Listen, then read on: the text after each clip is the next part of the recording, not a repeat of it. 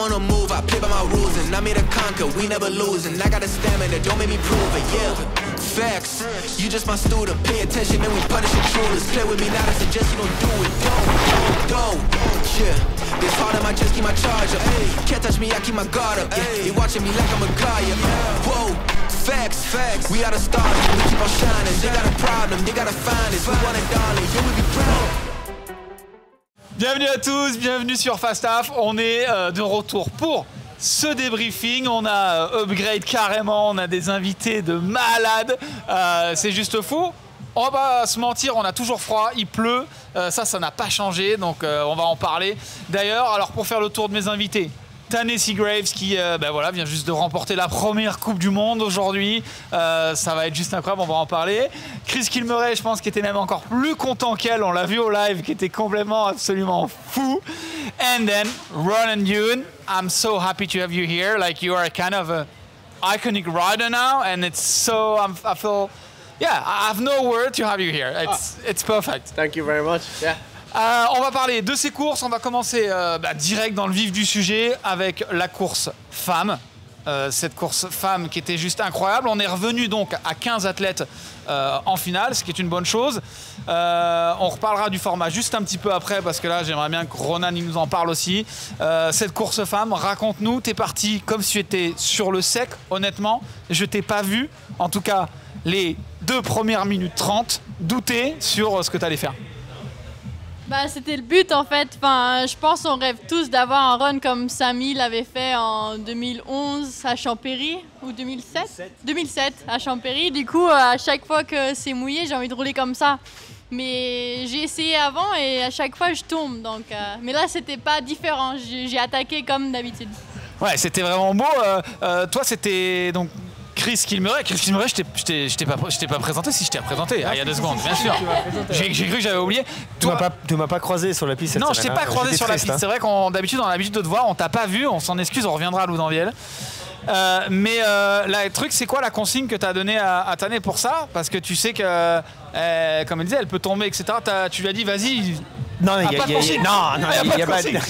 de consigne. On ne travaille pas comme ça. Ce n'est pas des petites consignes ou des trucs tout à la fin qui jouent la victoire. Ouais. C'est vraiment un travail complet depuis le début de la semaine, depuis des années, un processus assez basique, on va dire, mais très net et très précis. Tu as donné des infos.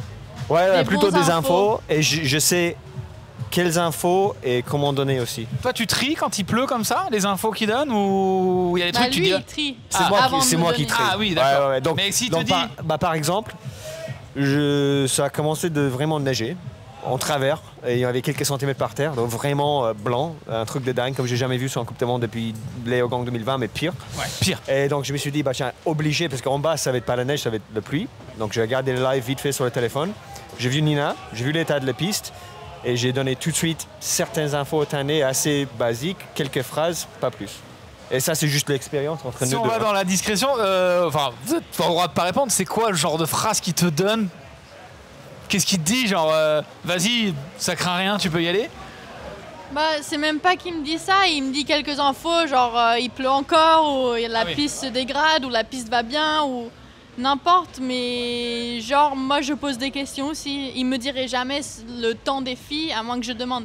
Plus récemment, dans ma carrière, j'ai commencé à demander quel est le temps qu'il faut que je batte, quoi, parce que ça me donne un extra. Donc, par exemple, aujourd'hui, c'était le temps de junior. Le temps de le pilote qui est en tête actuellement, est-ce que c'est un bon temps par rapport aux qualifs, le Q1 et le Q2? C'était ma question. Voilà, ouais. Donc j'ai canalisé l'info un petit peu et voilà, on a gagné. Juste pour faire la petite parenthèse avec les juniors, and then after we're going to Ronan, because I have so many questions for Ronan, and I want to finish on the women race first. Les temps des juniors femmes, cette année, les juniors 1 femmes, elles sont absolument toutes en forme. Ça avance, à l'état, c'est comment on prononce parce que je suis pas à l'état. Rosa chez Spee Jensen, Rosa Zir, Lina Freiner. Là, on a des juniors. Ellie Schulbolt était déjà là, mais les 4 premières juniors première année, elles vont arriver dans 2 ans. Il va falloir mettre une vitesse en plus, tu crois? Mais ça fait peur. J'ai jamais vu une génération comme ça. Non, c'est la même chose chez les mecs avec Max et Issa et tout. Ouais. Je pense que tous les élites qui sont vraiment en place, comme Tahnée, Loïc. Je pense que ça, c'est vraiment la première génération pas de bike park, mais la première génération de jeunes qui ont eu le matos qu'il fallait depuis longtemps. Et heureusement qu'on est bientôt à la retraite. Hein. Elle veut tout gagner et adieu, bye bye, vacances. Hein. We were talking about the junior, the fact that Tahnée just said, she started to be scared from the new generation. Like the women junior are crazy, but if we talk about the men junior, tell us what you think. Are you watching them? Are you watching what they're doing, or? I broke my back trying to beat one in Tasmania.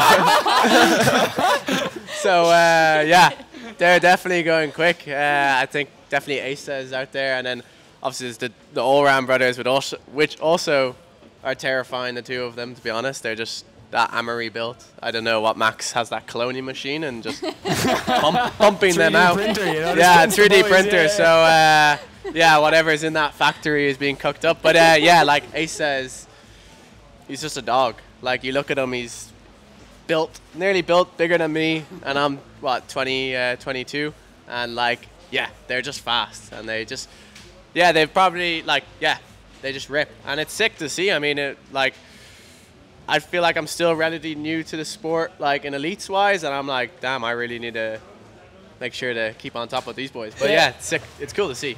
Yeah, it's definitely cool to see, but we can still, I mean, it still happened that there is still a gap between junior and being an elite. Like if we take Jordan Williams or Jackson Goldstone, they hurt themselves for like real, and now they were like amazing when they were junior. Yeah. Now they're still like talented, but it's still not that easy to come back then. Yeah, definitely. Like they had pretty massive injuries, and a full year off is definitely going to take its toll off. Like I suppose mentally, physically, and then just riding your bike. Because I think, especially now with the sport, we're all riding our bikes so much. Like, I'm going to say like before, but it doesn't seem like people are riding their bikes like right now. It's just downhill laps really. I remember like coaching guys like 10, 12 years ago, like riding downhill was part of the program, but it wasn't.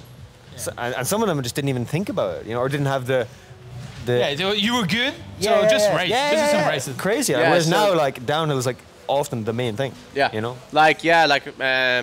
much. So a year off is definitely taking its toll, I suppose, on those boys. But like, I mean, they still show, they still have it, even with Jackson a hard line. Like they're definitely still ripping. But it's a hard transition, I think, as well. And then I suppose in juniors as well, like maybe the pressure is different as well, because they'll win if they don't crash, usually kind of on that like basis, where like I suppose Asa or Max, I suppose they're going to be head to head, but while elites, like you can crash or you can have a great run and you can still be at the back, so it's pretty gnarly, I think, as well. I'm just gonna come back quick, short time in French, and then I'm gonna ask you this question as well.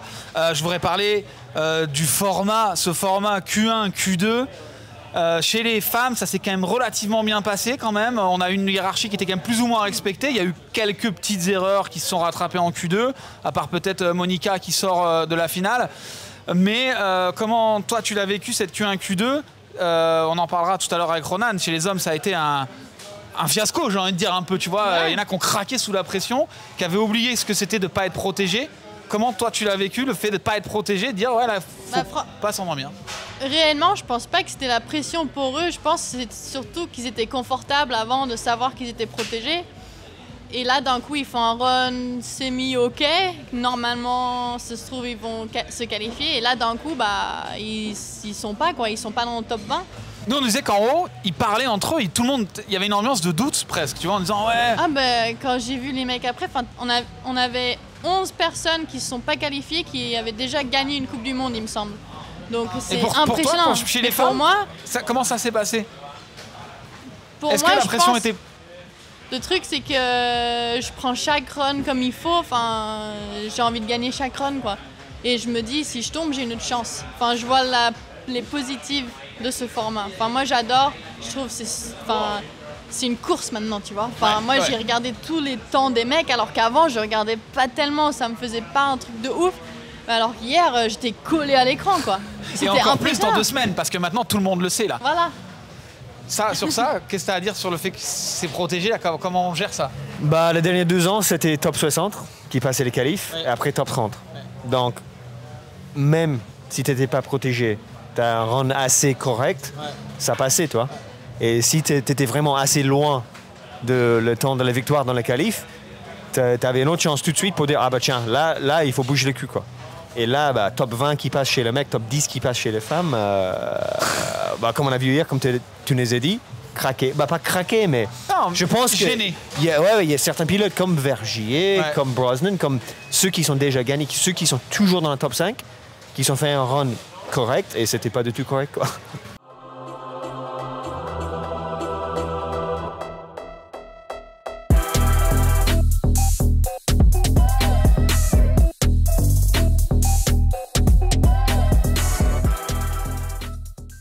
We were talking about the new format. First, do you like it? So Q1, Q2.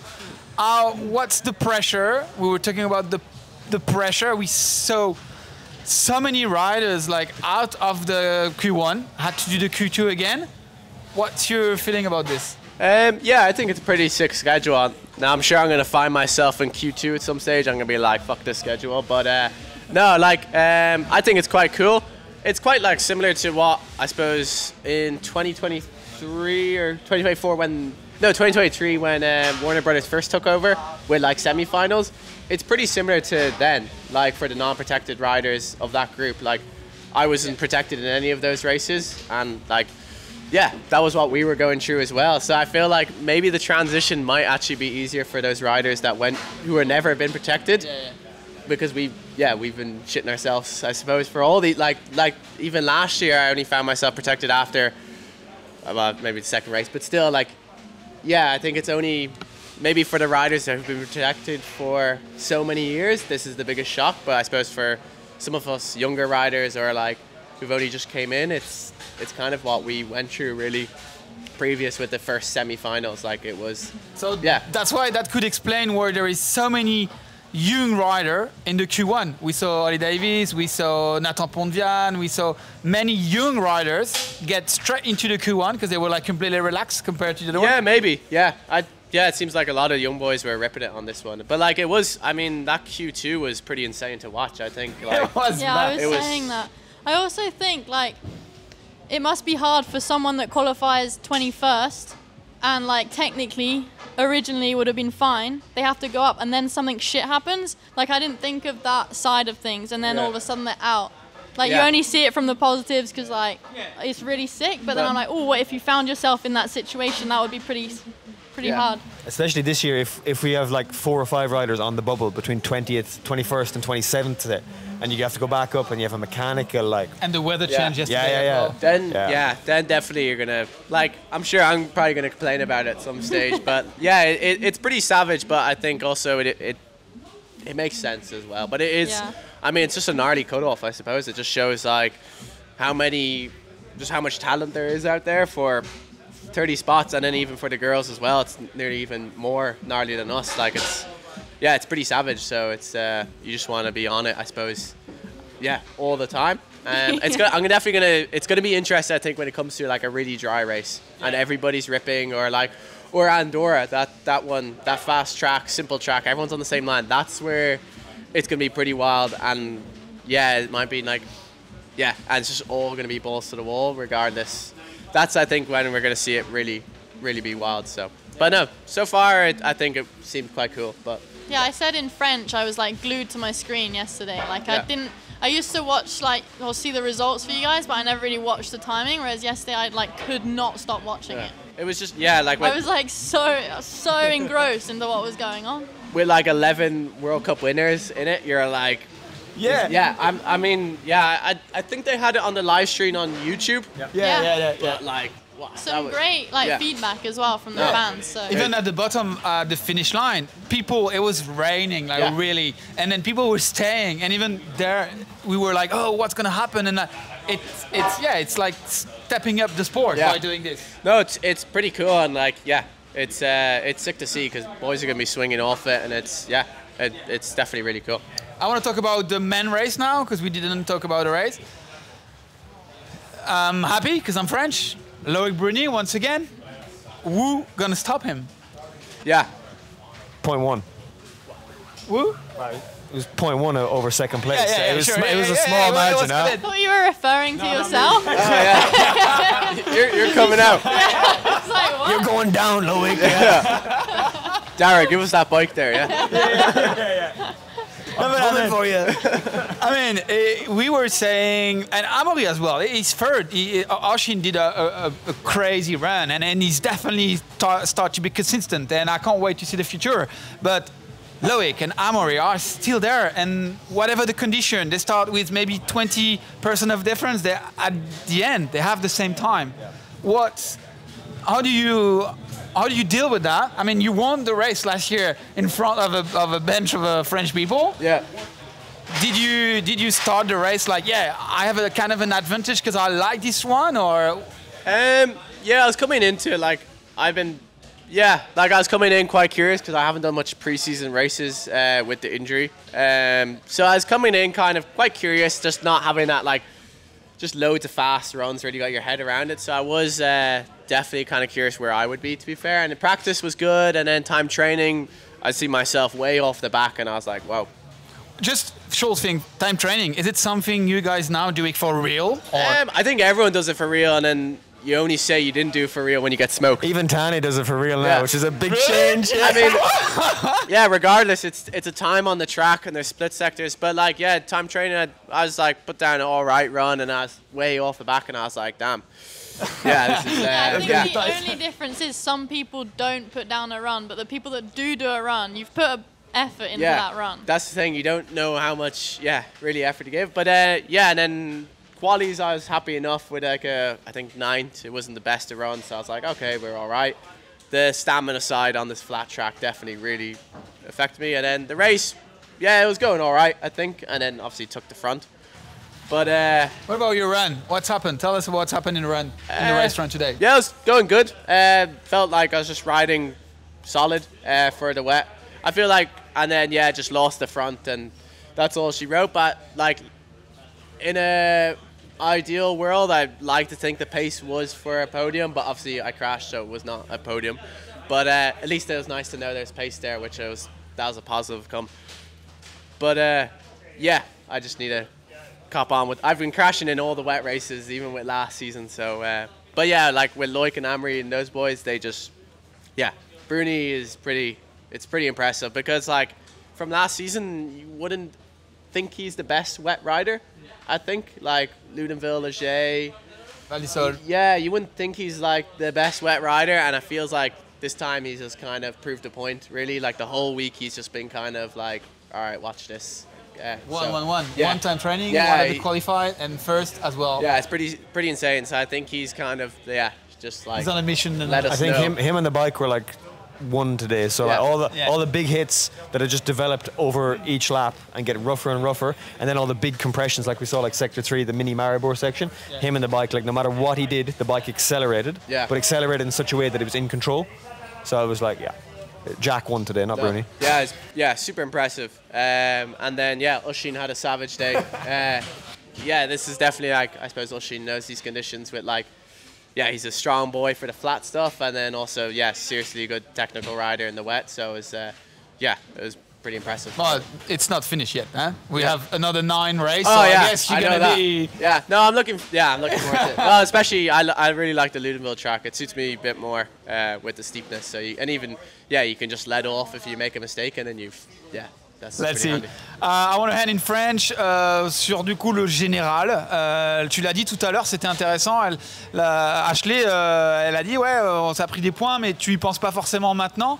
Mais si, quelque part, à la fin de l'année, on fait toujours les comptes, il manque toujours ces 20 points, ces 30 points. Finalement, de mettre des points d'entrée de jeu là, c'est bien. Et comment tu perçois ça, tu vois? Est-ce que tu te dis, là, j'ai rempli l'objectif, je suis venu pour prendre les 250 points, je repars avec?